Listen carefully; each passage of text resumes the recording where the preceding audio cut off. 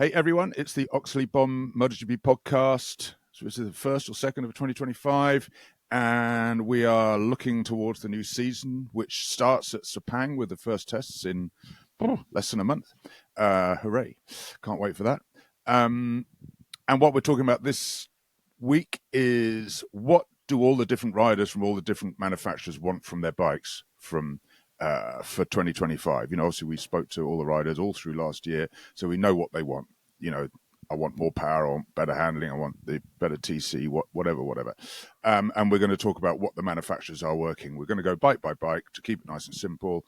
And I didn't do the intro, did I? Me, Matt Oxley, old racer, old journalist. I'll get out the habit. That's what happens with Christmas and New Year. And Peter Bomb, old racer.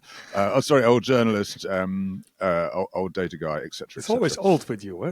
You think we're old, I try not to pretend. Well, we can't pretend anymore because I believe we're on YouTube now. So sorry about that. You've got to look at my ugly mug, everyone. But there you go. So we're going to start. We're going to go bike by bike. And we're going to start off with Ducati, obviously, because they are, just completely killing it in MotoGP at the moment. 19 Grand Prix wins last year, one off winning them all. Only time that's happened, the manufacturers won every single race in a season, was in Honda in 1997 with the NSR 500, which was kind of like the Desmond Sedici V4 two-stroke, wasn't it? Really, it was just way better than all the other bikes. And that year they won, I think, 17 Grand Prix with Mick Doohan, who won most of them. Also Alex Criville and Tadej Okada, who won the Indonesian Grand Prix, barging past. I still remember it. Literally barging past Doohan on the last lap, and Doohan was so fucking annoyed. He was so angry. Anyway, and the other time it happened. With the factory winning every single race was in 1968 and 1970 with MV Agusta with its three-cylinder 500, which made about 70, 80 horsepower, and all the other bikes were like Norton and Matchless Singles, made about 50 horsepower. So that would be similar to if the Desmond Sedici went racing with 300 horsepower, which it does now, that all the other bikes had 200 horsepower. So, you almost can't count that MV thing because none of the other factories were in there. But by the way, the funny thing was that when in the late 50s, when all the factories said they were going to, Jalera and MV, we're all getting out of Grand Prix racing. We can't afford it anymore. It's too much. And so they all quit, and then MV changed its mind, and Count Augusta said, "Nah, we're going to stay around." So basically, they just hoodwinked the whole lot and just dominated Grand Prix for the next 15 years because of that. Very funny. Well, there's a lot to learn from history here, Matt. Yeah, there's a lot to learn. Yeah, always. Like you said in earlier podcast, manufacturers are here to win and to win and to win only. And they don't really care about to show the quality of the show and if it's exciting races or not. They prefer them not to be excited. They want to be leading them by 5 minutes. That's they don't care. So there has to be regulations, and there has to be other people that have an influence and have a say.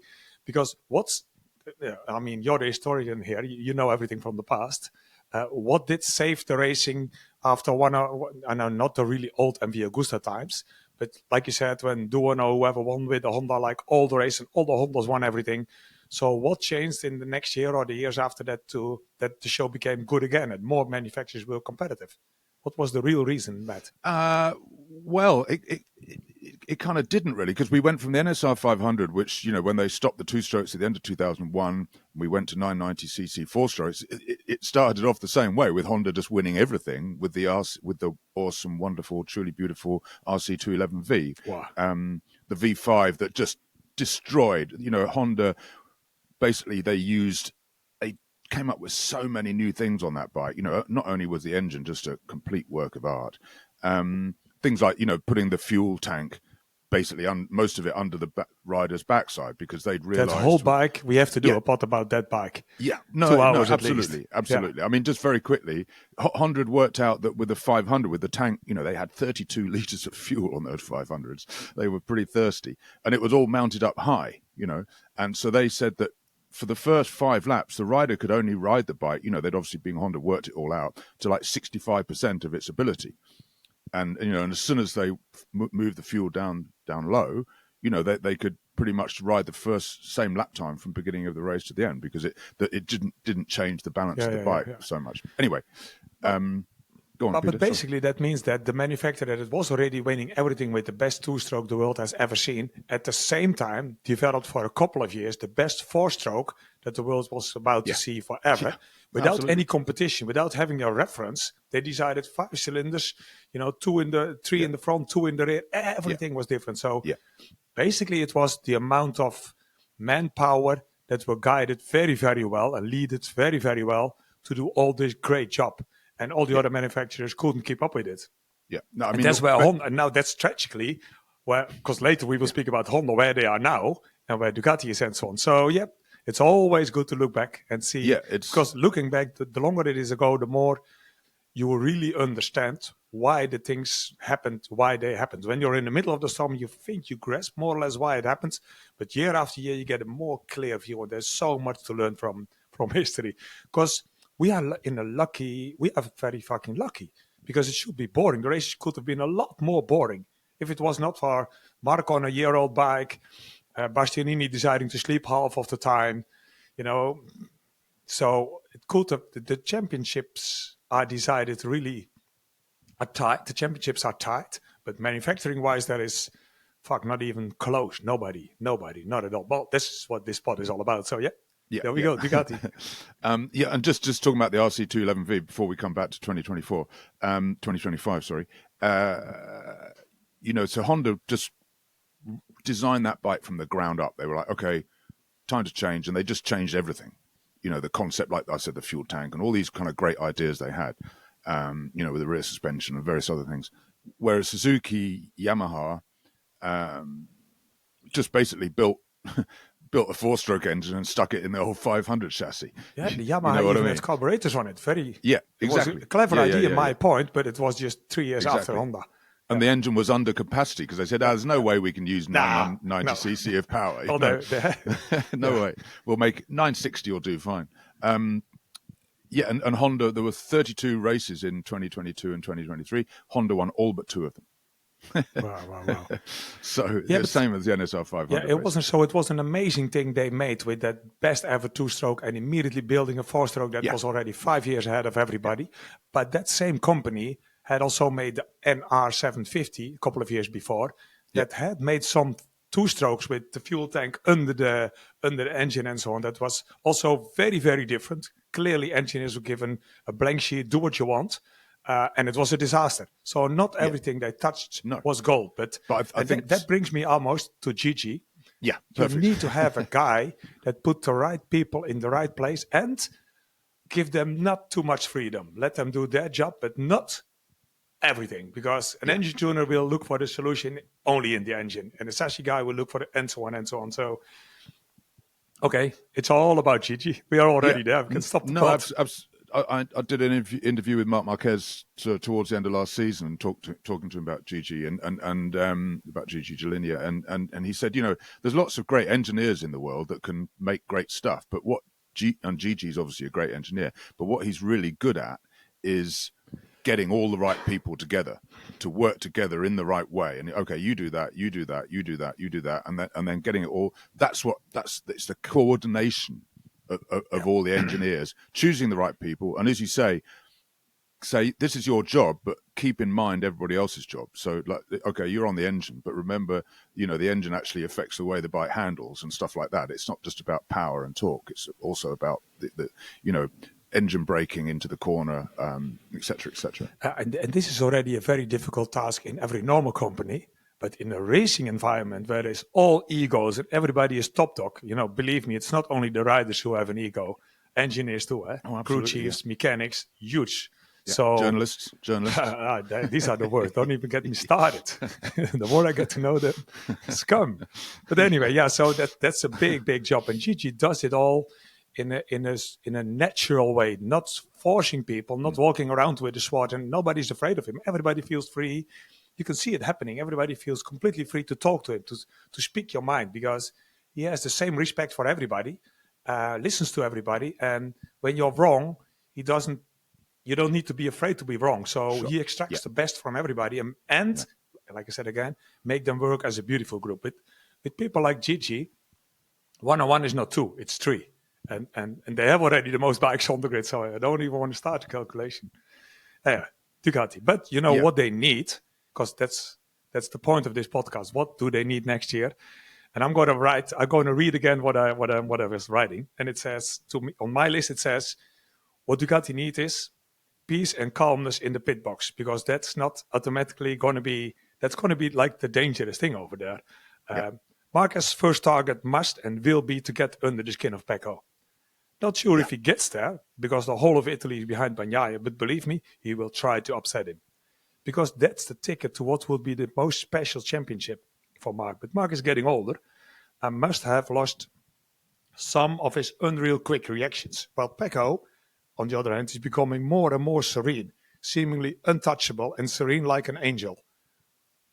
Let's get the season starting tomorrow. I can't wait for it. No, absolutely. I mean, just the dynamics of that box, you know, of the two different characters of those two guys, it's just going to be awesome to watch. It's just going to be awesome how they're trying to deal. You know, we always say racing is very much a psychological sport, and you know, watching the psychology play out in that pit box, it's just going to be awesome. You know, yeah, and imagine the people in the box. Davide Tedeschi. It's too easy to say all these Italians are on Pecco's side, because racers and top engineers like Gigi, they recognize and respect extreme talent. And for me, Mark is the most talented of the bunch. Obviously, he's not perfect, but they respect that, recognize it, and love it. Yeah, they wouldn't have signed him, you know, if they were they know what's coming. If they only wanted Pecco to win. They definitely wouldn't have signed Mark if they wanted Pecco to win everything. So there you go. I mean, just going back to you saying about, you know, Gigi, how he works in the box and in Bologna and so on.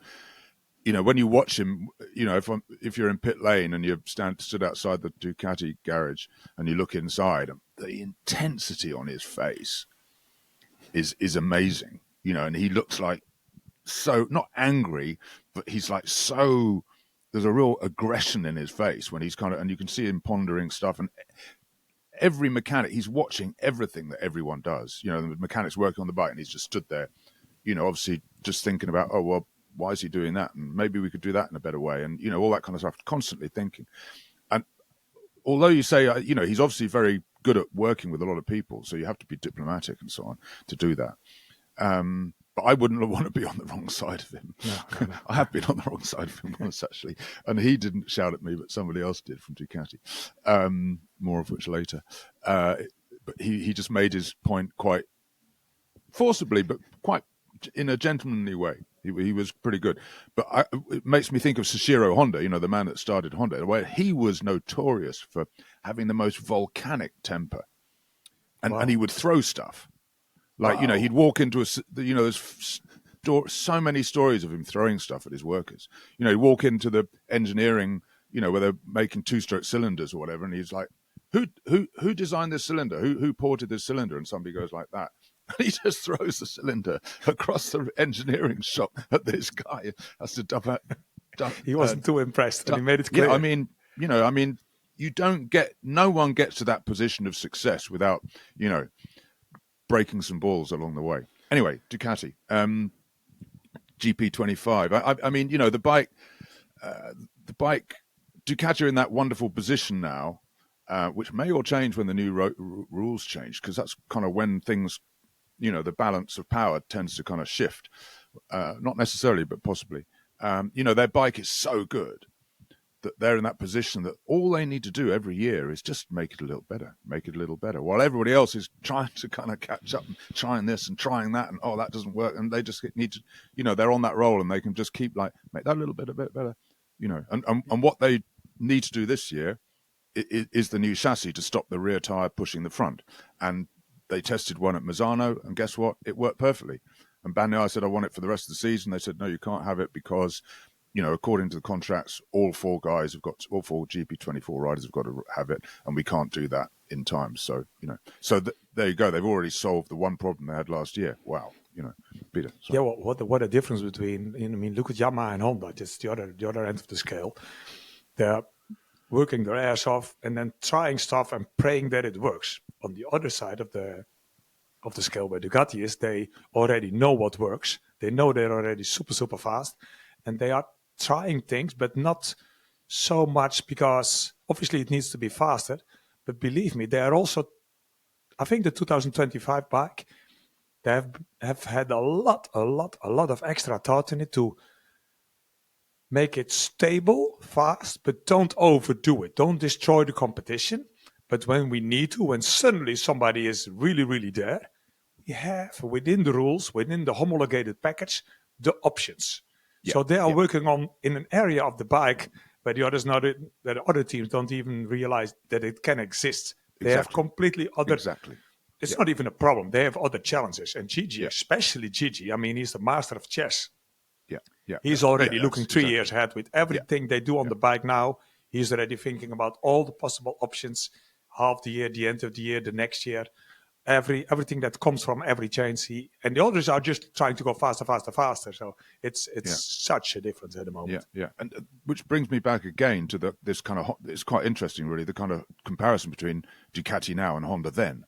You know, that was always a story 20 years ago that, you know, or 30 years ago, that Honda always had 2 or 3, you know, the next engine spec already just lined up. We don't want to put it out there tomorrow because that will just give our rivals something to aim at. So we'll just race with this engine, and we'll just beat them. And then next year we'll just put this engine in it, and we'll beat them again. And that's what happens when you get far ahead. And Max Bartolini told me that when he's with Yamaha now, formerly of Ducati. He used to work in Formula One at Ferrari with Ross Brawn. You know, won the title multiple times with Ferrari, and then with his own team. And he said, basically, once you're ahead, all you have to do is just keep on, you know, making your vehicle, you don't need to work harder, a little bit better. No, you just need to just get it right. And all the other guys are just in a panic, throwing stuff at the bike or the car, saying, try this, try that. And you're just serenely just going, just going, well, this brings me to a possible solution. Not really a solution. But at some point, Honda was getting cocky. They were so convinced about their superiority as engineers with their bikes. And honestly, they had a right to think so. But superstars like Valentino Rossi felt more and more while at Honda, they are just thinking it's only the bike. They don't even see how much I push and how good I am. You know? Yeah. Screw this. No, you're right. Yeah. I go and try something else. Yeah. So I don't see Pecco and Mark walking away next year, but this can bite you in the ass in some way. Yeah. Every empire basically crumbles eventually, you know, because for whatever reason. Yeah. And quite often through hubris and arrogance and so on. Yeah. Since we're talking about Honda, why don't we go straight from the best bike on the grid to what's probably the worst bike on the grid? Honda, what do they need to do? Wow. I mean, just... I mean, they got better last year. All the riders said that. Johan Zarco, Luca Marini, Joan Mir, they all said the bike was better, you know, easier to ride, better to ride. But the problem is, if you, like we just said, you know, if they find half a second, you know, they're a second behind and they find half a second, and during that time, Ducati find 2/10. They're still 7/10 behind. You know, it's so hard to bridge that gap. Unbelievable. What do you think Honda needs to do, Peter? Okay, I'm going to read it again. Honda's MotoGP project is still in a horrible state. I don't think we need to go to the Honda hospitality in Sepang, Matt. We're probably not welcome there again for a cup of coffee. But it's shocking to see so little progress from a manufacturer that is clearly capable of so much more. What they need is everything. A change in culture, in mentality. What have helped them in the past to make reliable, good motorbikes is now hindering them to make fast race bikes. They need to completely decouple the racing from the production. And with that, make it able to work a lot faster and more adventurous. The other thing is get rid of Mir and leave Chantra in the Moto2 and instead take on 2 fresh Moto2 kits instead. Probably send Bradl into retirement too, or maybe they just need to start to listen to him at the moment. But as a test rider, it's hard to see his extra value. Hey, the factory teams get their asses kicked every week by Johan Zarco, who shows what mentality is needed in these situations. Just like Fabio Quartararo does at Yamaha, where we get later. Luca Marini just immediately realized, this is far, far off. And if I keep trying, I will hurt myself. I hate hurting myself. I don't crash. You know, he's slow and he's not crashing. He is an very important and clever test rider up to a good point, because he can pinpoint and explain so clearly the root and the source of some of the problems and how to deal with it. This makes him definitely valuable for Honda. But at the same time, you need a guy that can like start with a clean sheet on Sunday, even if he's really again on the last row on the grid, like the Hondas are so often. You know, it's so tragic to walk over the grid nowadays on Sunday, because the last two lines is just full of Hondas. It's unbelievable. But big kudos to Joe and Zarco for putting it up, because that still put things in perspective. You need to have a stopwatch to see where you are in the end. They can all speak about, I felt a lot bit better there and more comfortable with this and a little bit more confidence. No, it's the fucking stopwatch. Where are you? And it's your position. And like you said, they improved Honda, but not a lot more than everybody improved. So they're still riding around at the same place, because MotoGP racing is all about improvement.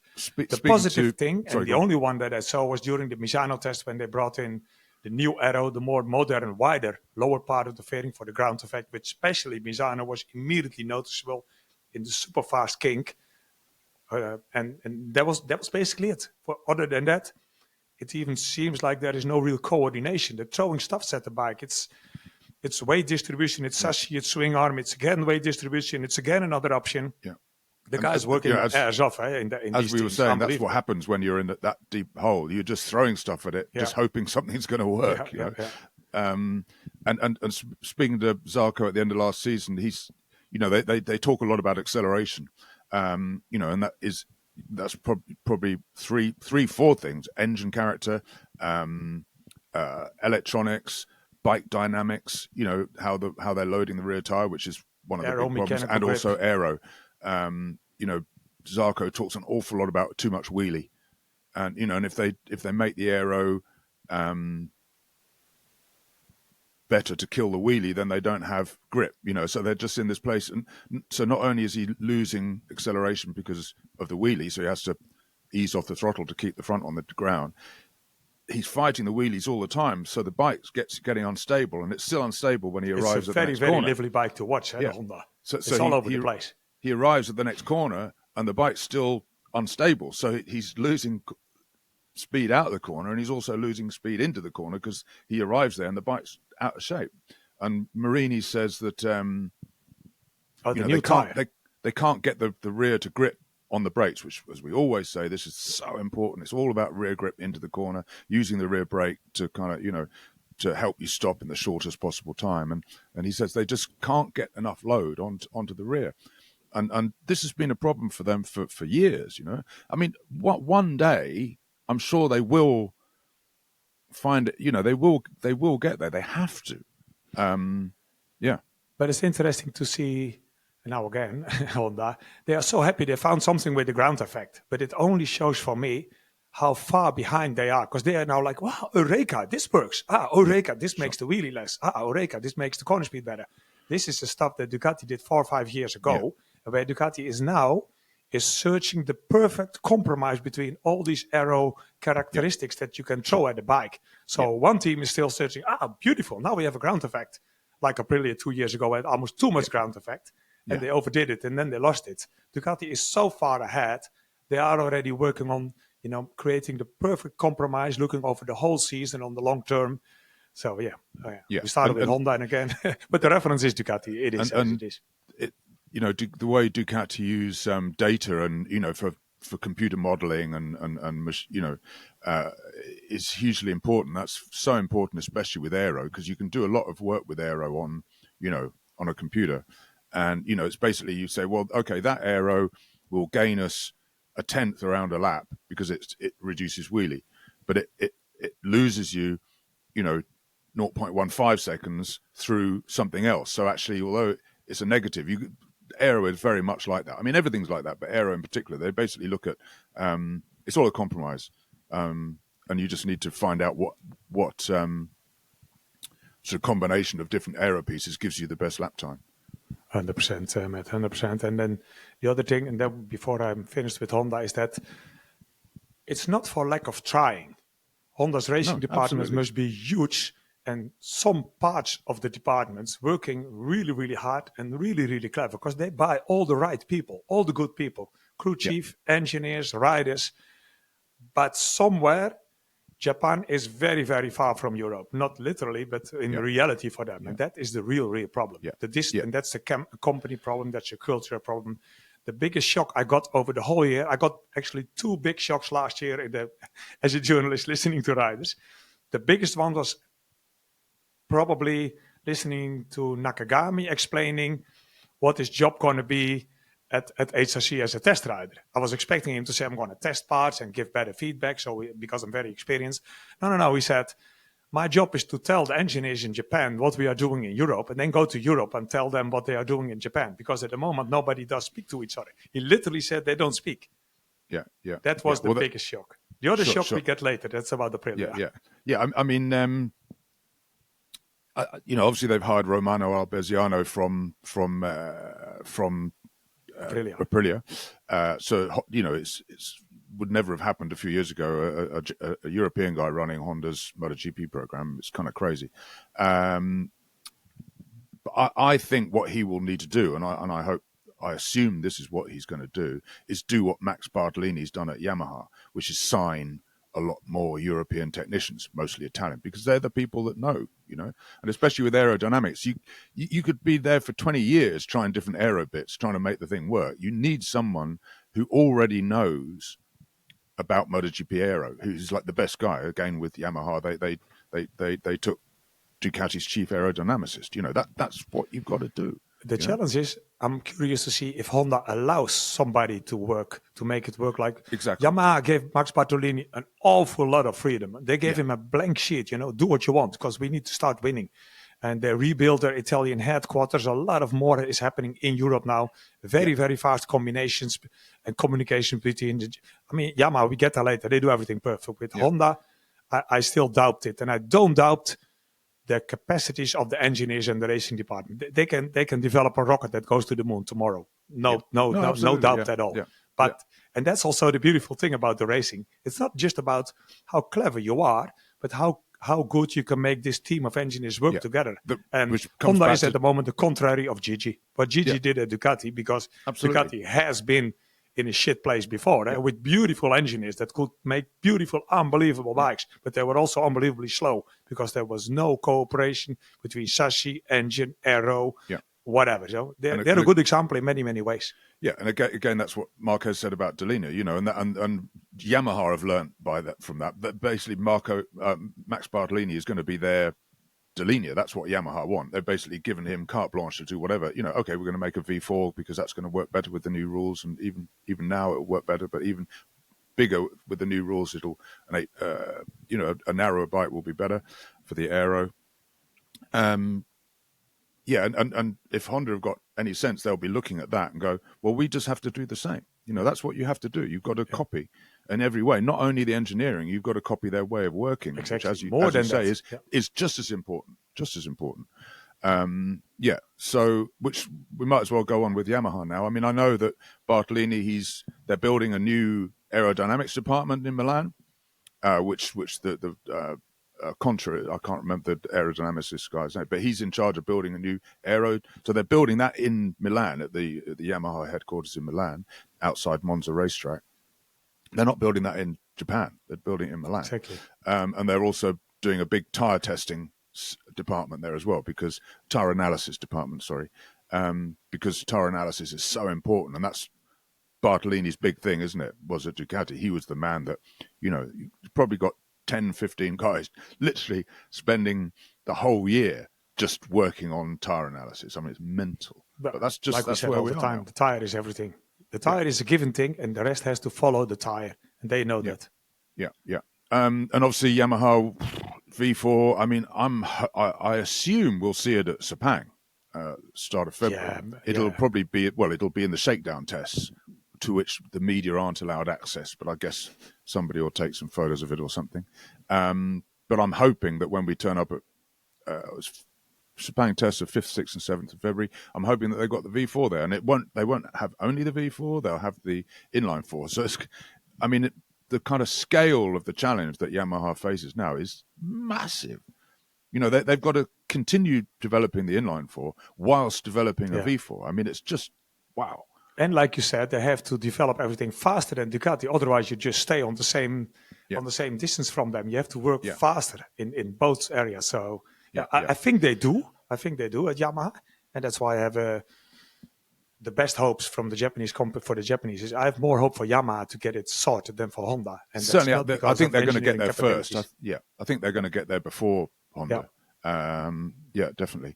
Okay, I mean, it's difficult to sort of talk about Yamaha really because they're building a completely new motorbike. So they want everything from it. So let's go on to KTM and Aprilia.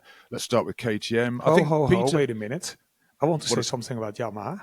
Okay, go on. I didn't write all this shit for nothing. No. Most of what I wrote is already done. The one thing I want to add to is what they need. What's the weakest point of the bike?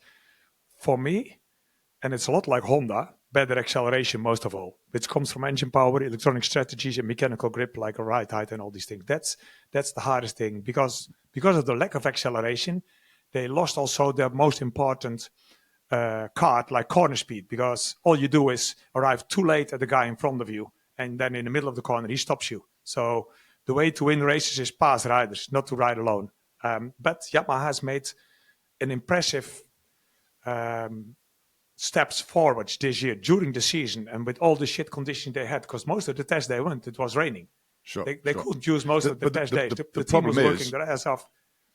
If we assume that they are going to focus on the V4, even though they're carrying within, that's all kind of irrelevant now, isn't it? Sort of, but in the same way as Ducati. Unless the V4's a disaster, that bike's going to be parked after the inline four is going to be parked after a few races. Hard to, I'm impressed that they can improve the inline four. Yeah, how much they've done. Sure. And a lot thanks to Fabio Quartararo. If it was not for him, we will still believe it's a lot worse, because just like Zarco, he puts everything on the line on Sunday, and we saw the Yamaha improving a lot, and also in qualifying getting better and better towards the end of the year. And at the same time, they're building a V4, which is a completely new bike. Just for the listeners that are not completely into the technology as we are, changing your engine is not just changing the engine. If you start at the front fender, everything has to be designed about this new engine configuration. It's a completely new bike. Fortunately, they bought from Ducati the second best guy money can buy. So with Max, they at least should have some relative current information about how a V4 can work and how a V4 can also not work. Because they, coming from a low performance, means you learned a lot. If Ducati's first V4 was immediately fast and they were always up the front, they will probably think they know it all, but they might probably not. But because they have been struggling for years, had to make a lot of changes, And then finally they found the holy grail, what was really the key point to make the bikes work with these tires. Oh, they learned so much from that. And Max was there in the center all the time. So they bought the right guy. Yeah. I mean, just a couple of things. Speaking to Honda engineers, by the way, Zarco, why is he fastest? Corner speed. That's where he's better than Mir and Marini. Both Yamaha and Honda have struggled hugely with the new tire, last year's new tire. I mean, Mir says, the bike is literally jumping. Speaking to Öhlins suspension technicians, with that kind of vibration, the tire can be coming off the ground by 6 millimeters, which is, there. When the tire's 6 millimeters off the ground, you haven't got a lot of grip, let's just say. And I'm sure that's why Mir is crashing so much. He says the vibration is his number one problem. Yeah. Which brings us on to KTM and Aprilia, who both suffered massively with the new tire. They were competitive in 2023. Suddenly, once Ducati got the tire fixed by Jerez round 4, no one, Aprilia and KTM, were just struggling to keep up for the rest of the year. So both of them, that's the main thing that they need to do for this year is have spent the whole winter working on that to adapt the bike to the tire. And I really hope they have, because if not, it's just going to be Ducati the whole way. Let's start KTM first, because obviously the whole story, will they be on the grid? Everyone's, all the teams says yes, they will be. But we won't really know until the week before Thailand. The next creditors meeting is on the Monday before the first Grand Prix. Now, the creditors might say, you've got to shut down on the restructures. You've got to shut down the MotoGP team. That's not impossible. KTM has no control over this. It's not up to them anymore. It's up to the money people who are outside the company. So they could say, yeah, it's over. Alternatively, Red Bull might buy the team or somebody else. Who knows? But I mean, it's still very. And I think, Peter, you a friend of yours at KTM who recently lost their job. Is that right? Well, not one. Right. Yeah. Not even one. So I mean, we're there in a situation where they're shedding staff from the racing department.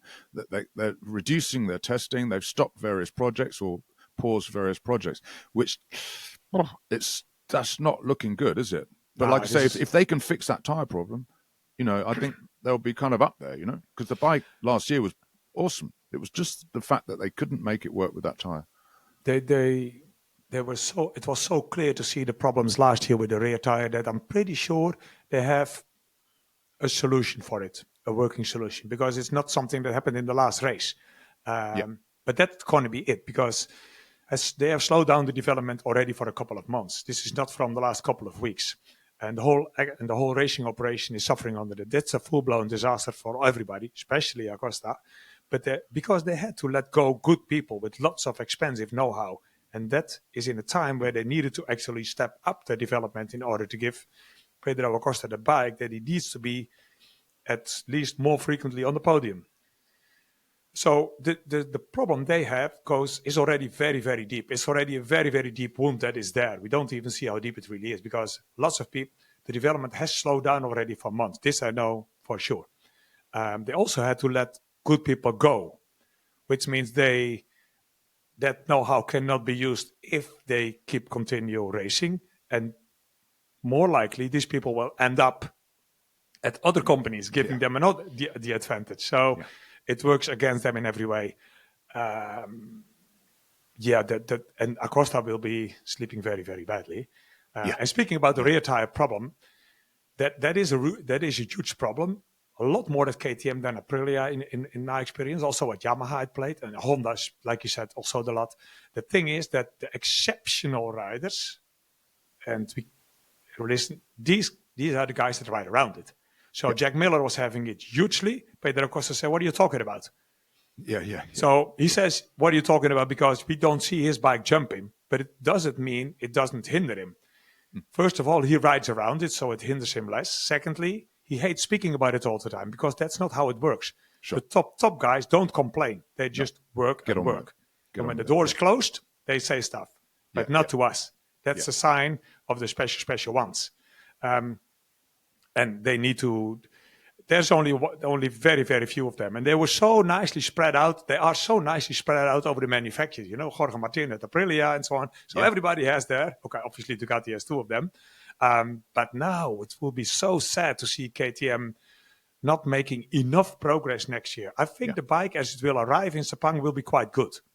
But that's not longer enough. I mean, 10 to 15 years ago, when Honda and Yamaha were ruling the MotoGP races and the GP500, that's all you needed. You needed the bike in the winter, and if you survived the first couple of tests, that was your ticket for the rest of the year. And unless you're suffering really, really, really bad, in which case you went to the showroom and took out the old chassis from last year and make the bike fast again. Now, these days are completely gone. Development continues all the time. Sure. Speaking of, I'm not sure about the test team at KTM. I'm not sure about about Dani Pedrosa's work and so on. So it's a deep, deep wound that's there. And that must worry everybody, including Dorna, Liberty, and you and me, because at the end, we love it. We need Pedro, we need KTM for the show. They need to be there. Yeah.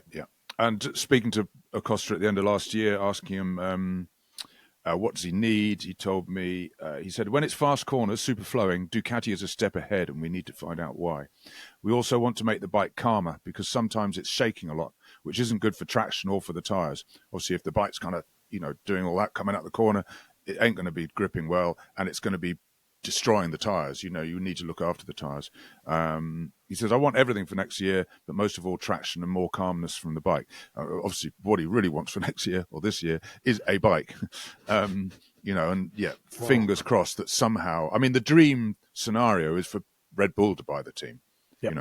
like they bought the Jaguar. The Red Bull Formula One team was the Ford Jaguar team, but it was quite cheap. Yeah, and they bought it off Ford for $1, a bit like when Ross Brawn bought the Honda team off Honda a couple of years later for £1. But the problem is that KTM won't be allowed to sell their team for £1 because the creditors will be saying, no, what can we get for this? 50 million, 100 million. A Red Bull going to pay 50 million or 100 million to buy a MotoGP team? Why not? Maybe. Yeah. I think the Red Bull turnover a year 12 is £9 billion. They lost Marc Marquez. Yeah, of course, but they had to because he's on a monster-backed team, and once he goes elsewhere or retires, he'll be a Red Bull guy. Okay. Lots of fuss made about that. I don't really care which fizzy drink the rider is promoting, but people get excited about that stuff. So who am I to complain? Right, what else about KTM? Aprilia. A lot about. I'm just trying to think. Just a couple of things about Brad Binder's wish list for 2025. He said, he told me, where are we? We need to have a strong point because at the moment our braking isn't really great. We don't carry the same corner speed as the others and we spin a lot on the throttle.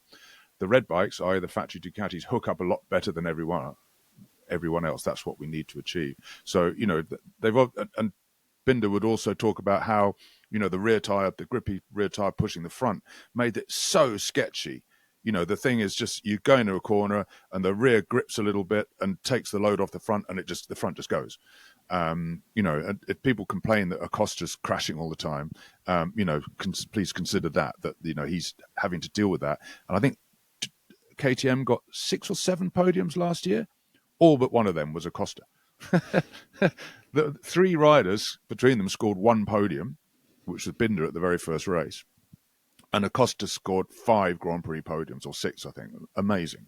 Right, which brings us on to the last, which is Aprilia, which, like we said, 2023, the RSGP, we always bang on about it on this podcast, is an awesome motorcycle, beautiful motorcycle.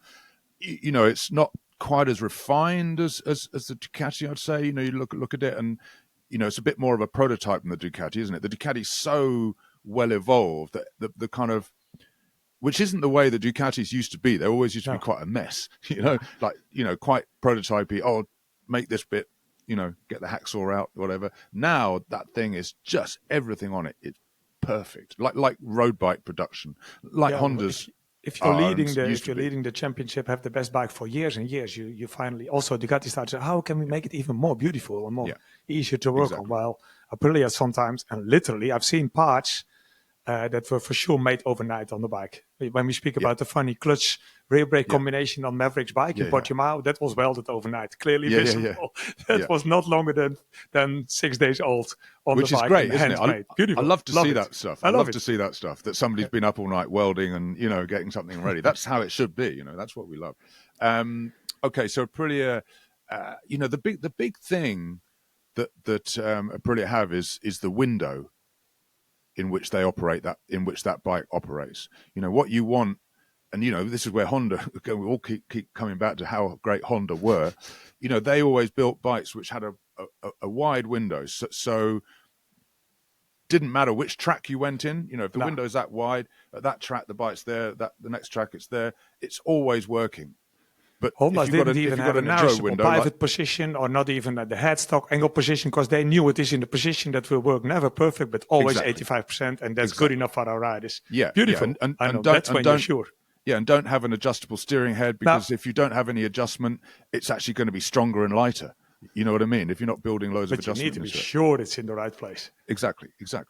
And if I could liken the Aprilia to an old 500, it would be the Suzuki 500, the RGV 500. Going back, everybody loves it, but it doesn't win a lot. Amazing bike, but very narrow working area. So one track it would be awesome, and the next track it would be rubbish. Whereas the Honda was just dush, every track it was there, and the Aprilia is a little bit like that.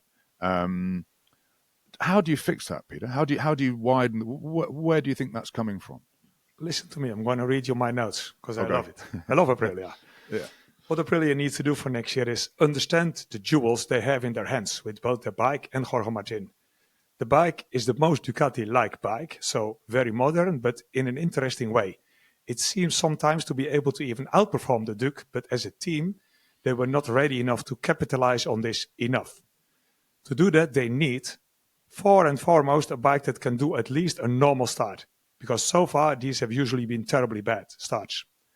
And they need to learn how to make the bike work under more different conditions and on more different tracks, which is more or less like you said, Matt.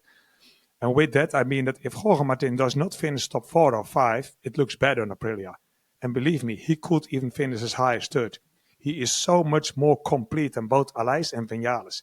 And that brings me to what we think, the narrow working window of the Aprilia. I don't think that's true. I think they are sometimes a bit lost in the box because the riders can have too much to say and be quite particular at the same time, because both riders are not very, very complete. They are just good in some way or another way. But since it's like a family team, they have a lot to say, and I think that has helped them a lot, but also stopped them sometimes. Jorge Martin is quite complete.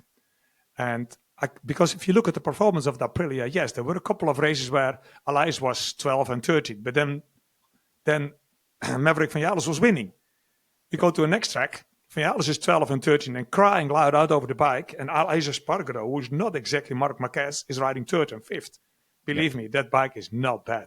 They just need to get their shit sorted, and they will get. They have a lot of new people on the bike. If they don't ruin it over the winter, then it will be beautiful. And now this brings me to my second biggest shock of last year as a journalist, listening to Maverick Vinales at the last GP. I think you were there as well. It was like, whoa, okay.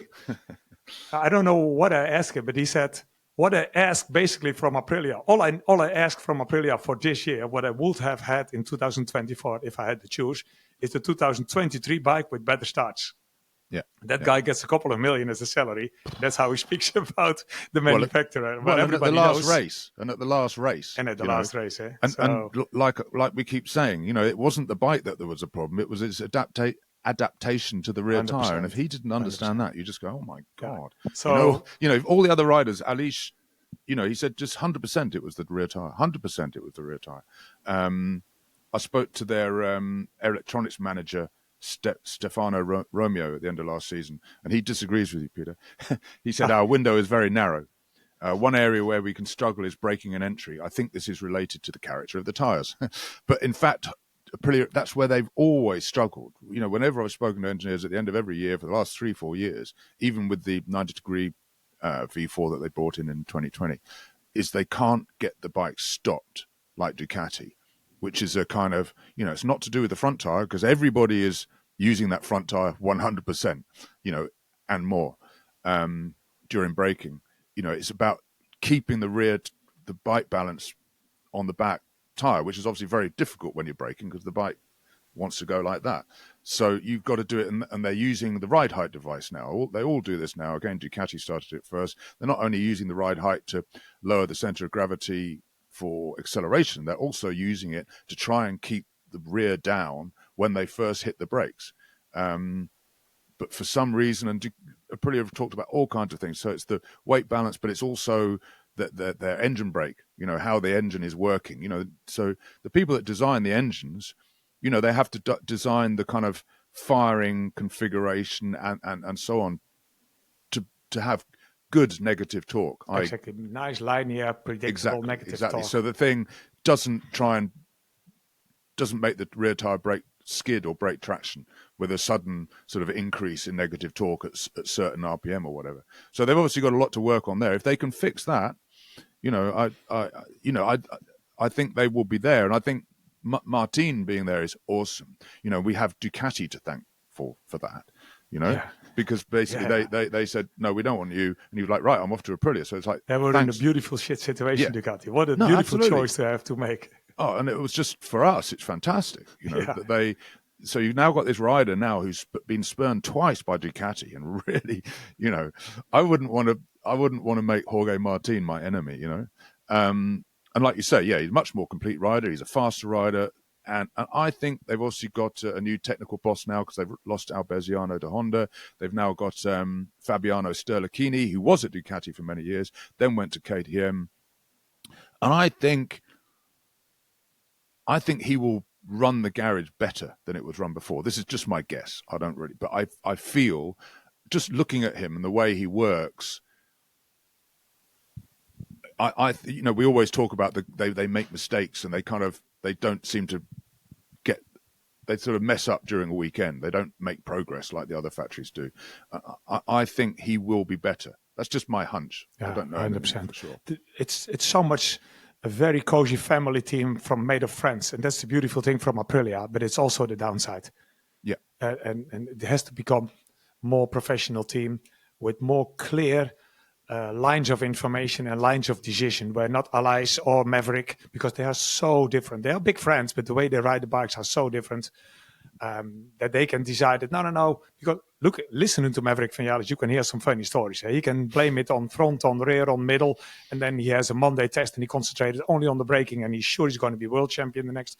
And it's so, but the guy really believes that, and that's already a sign that inside the team nobody corrects him enough. Okay, Vinales is probably beyond repair, but I still think the bike is a lot better than it seems to be. If these two riders can do very irregular, but every now and then some beautiful results, then the bike must have had a lot more talent. And if anyone can extract that, because somebody proved to have a really, really strong head last year, Jorge Martin. So I put my hopes on him. If not, they're in trouble. As you say, because he's much more consistent than Vinales and Aleix, not so much. But we will find out whether the story about the narrow window is whether that is really the bike, or was it down to the riders? Obviously. We didn't mention earlier, but Aprilia have lost Aleix Espargaro to Honda. He's now their test rider. There's no one more emotional and who's F's and blinds when he comes into the garage when things aren't right. So that's going to give a lot of the Japanese Honda engineers. But he goes full 100% professional cycling. Yeah, he'll be. Well, I hope that he'll be shouting in their faces, because they need to wake up. They need to wake up and listen to people, and that it could work either way. Being shouted at inspires some people, and it does the opposite to others. So, if I look at it, he was shouting and he was very emotional many times. But when he was shouting when coming back from the bike, it was usually because something was completely different than he was expecting it to be. That's either a lack of communication, or a bike that was not working as it was supposed to be. That can't happen. That shouldn't happen. So I know more or less what his first words were when he jumped off the bike in Barcelona. What were they? And he was smiling, saying, "Wow, this is really an old school MotoGP bike." Yeah, because exactly. I don't get tired. Yeah. It goes left and right where I want it. But that's a bad sign. All the fast bikes are fucking heavy to go from left to right. Because they have all the arrow in the right places. Yeah. Wow. I mean, and he said it's very, very nimble, and I can enter the corner really, really late with a lot of brake pressure. I need to, because on the exit, that's where the problems are.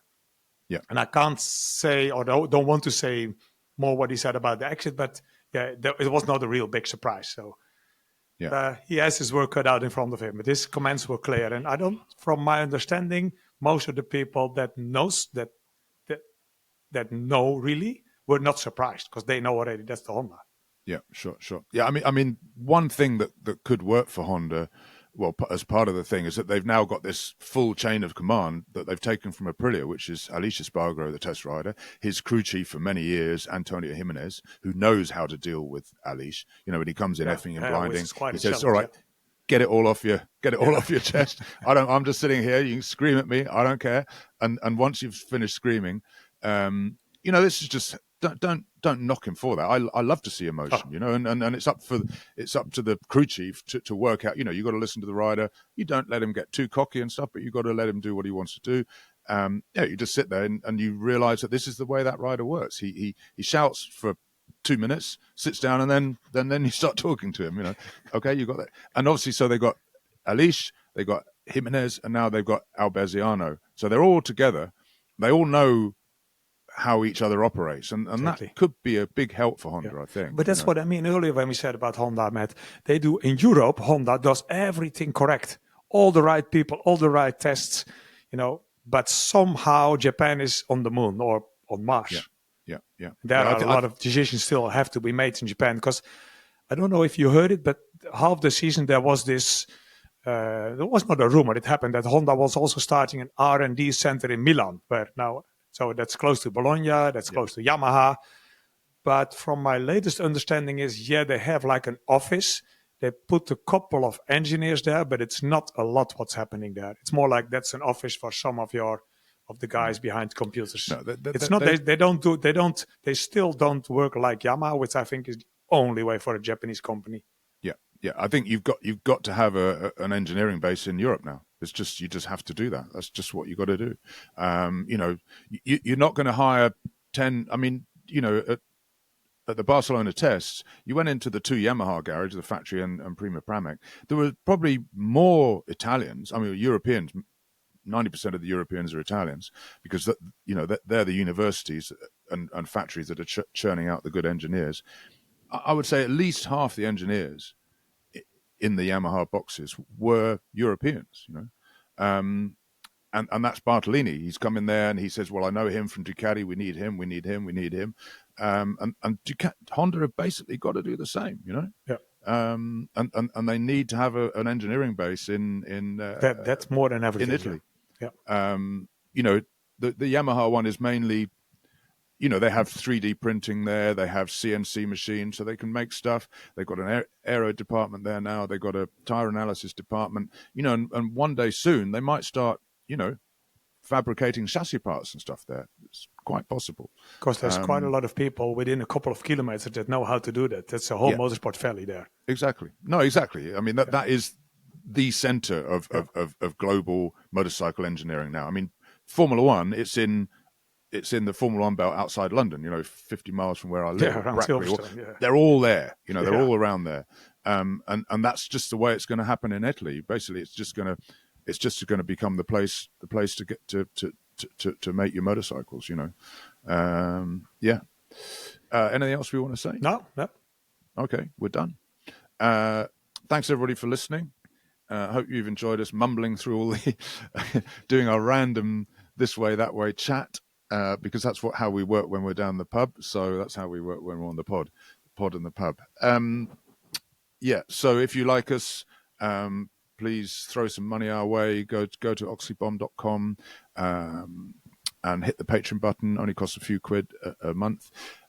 What else? And if you've been watching us on YouTube, hi. It's a bit weird actually because for we've been doing this nearly 2 years. Jesus. Yep. Jerez will be our second anniversary. We'll have to have a party. It's an extra reason. Yeah. An extra bottle. Yeah. You don't need a lot of reasons. It's kind of weird knowing that you're being looked at. I don't really, I've got a good face for radio basically. So it's a bit weird knowing that people are. But now you're trying to pick. It is either very coincidental or you're a lot more cunning than I was expecting you to be, because just over your shoulder we see TT. We saw all the pictures in the background because he's Mr. TT, Matt Oxley. I mean, that put him on the map. All the pictures of Matt on bikes in the background. Yeah, I need to work on my background as well. It's not all me. It's some of my brother as well. That one there's my the top. I don't know. God, I can't do it. That one there's my brother. Yeah, most of them are me. Obviously, it's my little shrine. What was I going to say? Doesn't matter. Well, thanks for listening. Thanks for viewing. We're done. And thanks for viewing as well. Yeah, we'll be back next Sunday. We've got a couple of cool guests coming up to kind of keep us busy before we go to Sepang. And I won't tell you who they are because you never know, they might change their minds. But next weekend we should have an exciting guest for you. All right, people. Thanks a lot. Cheers then. Bye bye. Thanks, Sam, also our producer. Bye.